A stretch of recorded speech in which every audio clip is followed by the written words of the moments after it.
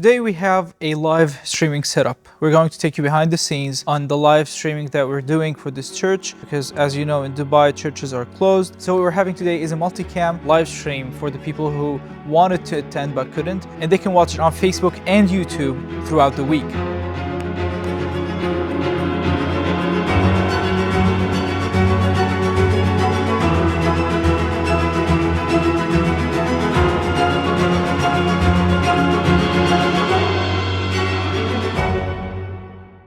Starting with the streaming device, we are using the YoloBox Ultra. We chose the Ultra because it has 4 HDMI ins and 1 HDMI out and 1 USB out. We're not using the out feature, but we're using 3 or 4 cameras, especially on the last couple of days of this week. But today we have a 2-camera setup that we're going to use. So as you know, the YoloBox doesn't need any external batteries. As you see right now, we have nothing connected to the V-mount battery. We don't need to connect anything. We have everything charged, and we're using an MPF battery to power up the Accsoon CineView Master 4K Lite, which is the new CineView Master from Accsoon, which we will be using with the second camera. We're using this phone just to watch the live stream as a viewer to see if there are any interruptions, if there's anything wrong with the live streaming. And we can also control the Facebook settings from this phone. We have 2 cameras. One of them is wired to the YoloBox. We're streaming directly through an HDMI cable, so we don't have any interruptions or any interference if you're using wireless system. As you know, wireless systems can get interference if you're having wireless microphones and wireless transmission systems, especially when you put them next to each other. And we had this before, so that's why we have 1 camera. This is our safety camera connected directly to the YoloBox. For the audio, we have the Rode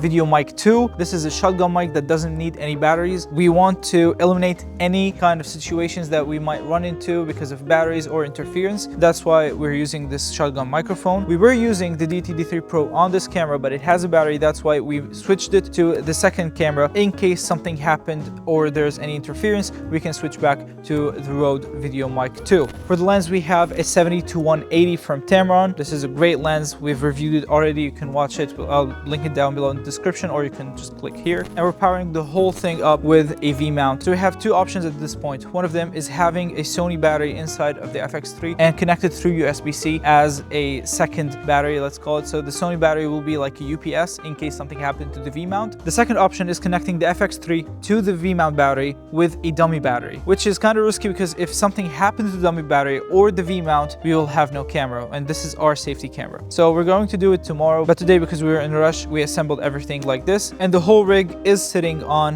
a SmallRig AD-01. We have 3 of it, as you know. Right now, we've talked about that a couple of times. We use the AD-01 for all of our cameras. The fluid head is amazing. It is sturdy and it doesn't move anywhere. If someone bumped into it, camera won't break. The second camera that we have is the ZV-E1. We're using the ZV-E1, not the FX3, because of the dynamic active stabilization, because sometimes I take this camera off and I just start moving. I take some specialty shots if something's happening, or if we want to follow someone, we can just take out the rig and move.